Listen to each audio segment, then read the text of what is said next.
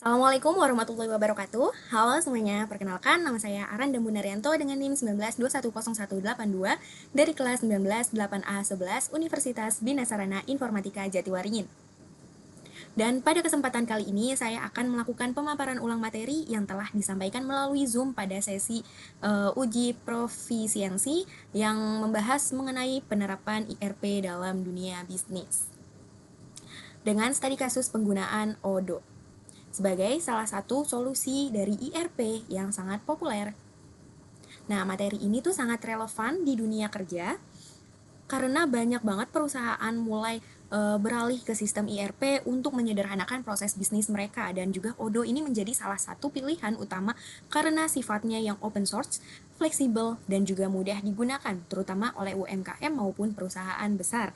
Nah, selain pemaparan ulang yang telah dibawakan oleh Pak Tatang pada Zoom kemarin, selaku pembicara, saya juga akan menampilkan video tutorial singkat mengenai cara penggunaan ODO agar teman-teman bisa mendapatkan gambaran langsung bagaimana IRP itu bekerja dalam sistem praktik. Nah, semoga pemaparan ini bisa memberi manfaat dan juga bisa menjadi bekal tambahan untuk kita semua, baik dalam dunia perkuliahan maupun saat memasuki dunia kerja. Oke, kita masuk ke materi mengenal IRP. Apa itu IRP? Jadi IRP ini merupakan singkatan dari Enterprise Resource Planning yang memiliki arti sistem manajemen bisnis yang mengintegrasikan berbagai proses dalam satu sistem yang terpusat. Nah, modul umumnya itu biasanya ada yang namanya akuntansi, terus inventory, terus ada sales, dan juga CRA. Selanjutnya ada manfaat IRP. Nah, manfaat IRP ini ada integrasi data antar divisi, efisiensi proses, real-time reporting, terus juga dapat mengurangi human error, terus skalabilitas bisnis. Nah, selanjutnya ada relevansi dengan dunia kerja. Jadi udah banyak banget nih perusahaan yang mencari karyawan yang familiar dengan sistem IRP seperti SAP, Odoo, Oracle, Microsoft Dynamics, dan lain-lain. Nah, skill IRP ini tuh relevan biasanya di bidang akuntansi, logistik, manufaktur, terus procurement, HR, hingga ke IT support. Nah, di sini ada list aplikasi IRP populer di Indonesia. Ada 4. Yang pertama ada SAP, Oracle, terus Microsoft, sama ada Odoo. Nah, di sini ada tipe, kelebihan, serta kekurangan masing-masing. Untuk SAP sendiri, kenapa kita tidak memakai SAP? Karena harganya cukup mahal untuk anak perkuliahan, dan Oracle juga harganya cukup mahal untuk anak perkuliahan. Namun, SAP dan Oracle ini memiliki kelebihan seperti powerful, terus juga banyak sekali fitur-fitur yang ada di Oracle. Nah, untuk Microsoft, kenapa kita tidak menggunakan Microsoft? Karena Microsoft ini tuh perlu tenaga ahli. Nah, jadi kita cukup menggunakan Odoo saja, karena Odoo ini memiliki tipe yang open source, modular, ini modulnya itu banyak, lebih dari 30 modul, terus juga fleksibel, biayanya terjangkau. Nah, cuman kekurangannya di sini Odoo itu butuh implementator. Nah, di sini ada list aplikasi IRP, ada Oracle, SAP, Odoo, Akumatika, terus ada Priority, terus ya ada banyak. Nah, di sini untuk tampilan SAP IRP, terus ada tampilan SAP IRP, terus ada tampilan Microsoft Dynamics, terus tampilan Oracle NetSuite, terus ada tampilan Odoo. Nah, di sini untuk implementasi IRP. Nah, kita akan bahas yang pertama, ada as-is analysis. Nah, apa ini? Jadi, untuk as-is analysis ini, tujuannya itu untuk memahami kondisi proses bisnis saat ini di organisasi ataupun perusahaan. Nah, as-is analysis ini tuh untuk memetakan, ya, lebih tepatnya untuk memetakan proses bisnis saat ini dan juga masalahnya. Nah, yang kedua ada fit gap analysis. Fit gap analysis ini tuh biasanya untuk mengecek kesesuaian proses bisnis dengan fitur ERP. Selanjutnya ada proses reengineering. Nah, untuk proses reengineering seperti namanya, ada seperti namanya ya, ini tuh untuk desain ulang proses bisnis agar lebih efisien. Selanjutnya ada configuration dan customization. Nah, di sini tuh untuk menyeting modul dan juga aturan bisnis atau pengembangan fitur tambahan. Terus ada training atau UAT. Nah, ini tuh untuk pelatihan pengguna dan juga pengujian sistem. Terus ada go live atau deployment. Nah, di sini dia itu merupakan sistem yang mulai dipakai secara resmi dalam operasional. Selanjutnya ada support dan continuous improvement. Nah, untuk support ini tuh seperti namanya adalah untuk mendukung teknis dan juga peningkatan sistem yang berkelanjutan.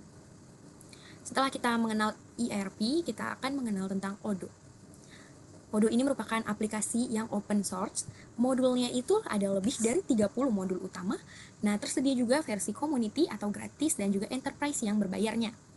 Teknologinya ini ada Python, terus ada web-based, terus ada REST API gitu. Terus ada modul populer di Odoo. Di sini ada sales dan CRM, terus inventory, manufacturing, akuntan, human resource, terus purchase, terus ada website dan e-commerce. Nanti kita akan menggunakan sales, inventory dan manufacturing aja. Nah, kenapa harus memilih Odoo? Karena biayanya cukup rendah. Bahkan dia ada fitur yang gratisnya itu, terus juga fleksibel, terus komunitasnya itu besar, cocok juga untuk digunakan oleh UMKM hingga bisnis-bisnis besar. Nah, bisa dikembangkan sendiri.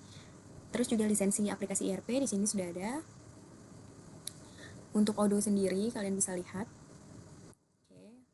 Nah, untuk selanjutnya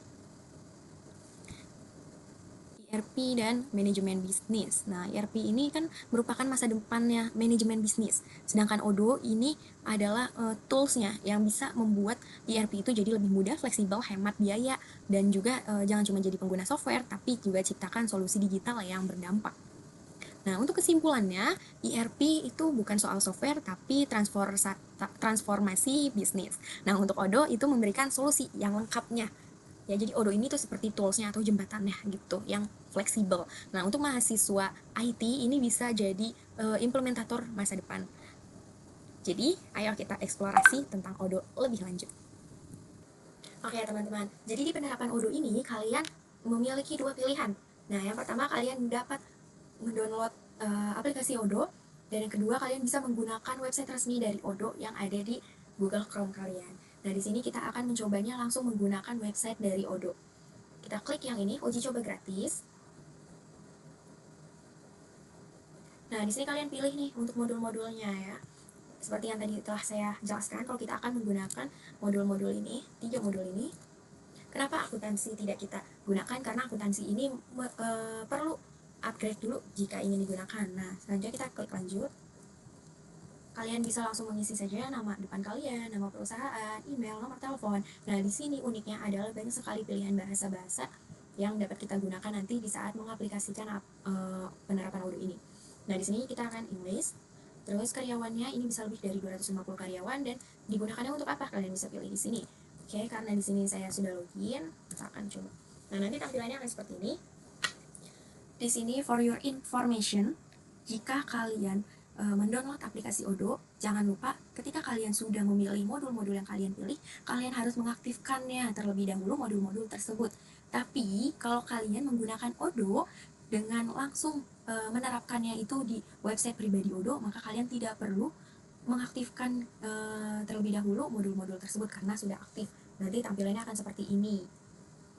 Nah, untuk modul-modulnya. Nah, di sini juga ada informasi tambahan yang dimana kalau kita menggunakan Odoo ini dengan langsung di websitenya, nah untuk bahasanya walaupun di awal tadi kita telah memilih bahasa Inggris, tapi dengan otomatis akan bisa berubah-ubah bahasanya. Maka dari itu kita harus bisa mentranslate-nya seperti ini ya nanti. Kalau bahasa kalian berubah-ubah gitu ya, kalian bisa klik ini, terus klik ini, kalian pilih deh kalian ingin mengubahnya ke dalam bahasa apa gitu. Oke, pertama-tama kita akan masuk ke bagian sales. Nah, terus create new. Kita buat nama pembelinya, misalnya Gaby. Nah, si Gaby mau beli apa? Dia tinggal klikin aja atau produk. Kita tinggal klik itu, misalnya pengen bell bites-nya dia 2. Kemudian apalagi margin-nya 1. Terus apalagi classic brew americano-nya 4. Gitu. Terus di sini kita tambahin lagi toast-nya apa gitu. Toast-nya ada 3. Nah, kalau udah, ini kita klik save, terus kita refresh. Nah, setiap kali kita melakukan aktivitas refresh, dia bakalan keubah ya untuk bahasanya. Jadi kita ubah lagi. Kayak gini. Nah, kenapa kita tadi nge-refresh? Karena agar ininya muncul. Oke, kalau ininya udah muncul, kita ke bagian ini dulu, inventory.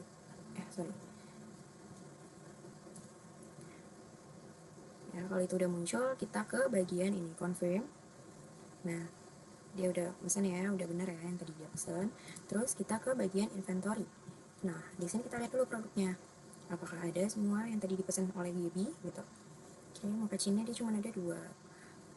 Ya, udah. Kalau udah kita cek, kita ke diagram ini nih, delivery orders.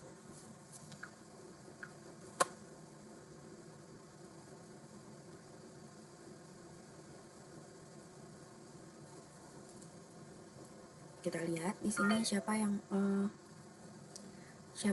membeli, ternyata Gaby ya yang tadi kita pesan. Oke.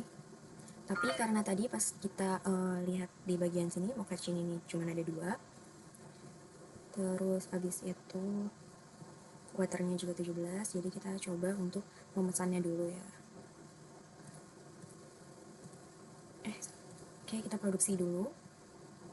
Untuk produksinya kita masuk ke output kalau di dalam website, tapi kalau di dalam aplikasi ini namanya manufaktur modulnya gitu. Kita klik ini, terus habis itu tadi yang habis adalah si mochacchin. Kita produksi dia berapa ya? 3. Oke, kalau udah kita confirm ya, kalau udah kita produce all. Oke. Nah, di sini untuk tampilan itunya ya, unit cost per unitnya. Oke, kalau udah kita ke inventory lagi, terus kita cek nih produk yang tadi kita tambahin. Nah, mochacchin dia udah bertambah dan waternya berkurang 5 karena tadi kan water ini merupakan bahan baku dari si mochacchin ini.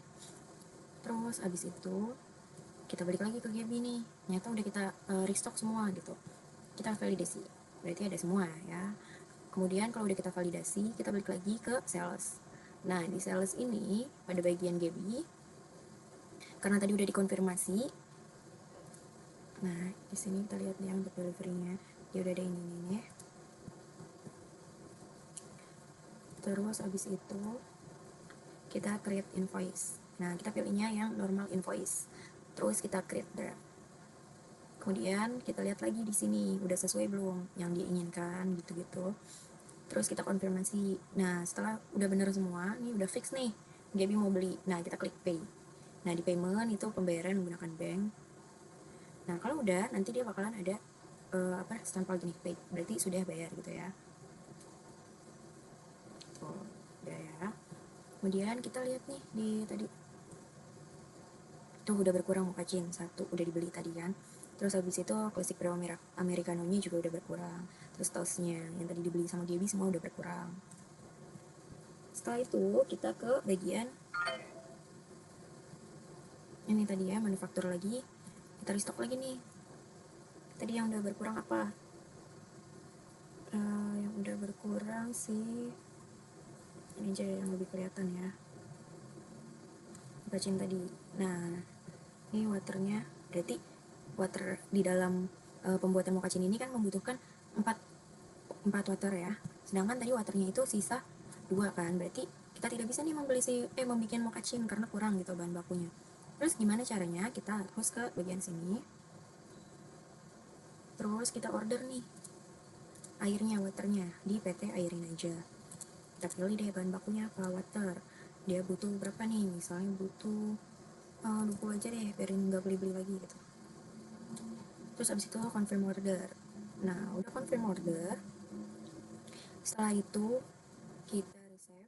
Nah, kita validasi. Dah, kita lihat lagi lah ke bagian sini. Apa waternya udah bertambah sudah, berarti kita bisa memproduksi mochacchin nih karena waternya sudah banyak. Oh ya, lupa kita cek dulu si beansnya. Nah, coffee beansnya masih ada 11. Kita bisa ya memproduksinya. Terus kita produksi lah di sini. Oke, karena tadi belum kita confirm jadi masih ada ya. Nah, kita langsung confirm aja. Terus produce all. Udah deh. Nah, udah nih. Terus kita ke bagian inventory lagi. Kita lihat deh produknya. Mochacchin udah bertambah gitu. Terus waternya berkurang karena tadi dipakai oleh si mochacchin. Terus beansnya juga sudah berkurang dari 11 jadi 9 gitu. Terus habis itu kita buat lagi nih, tadi di produk sini ada yang belum ada stoknya, example coffee ice.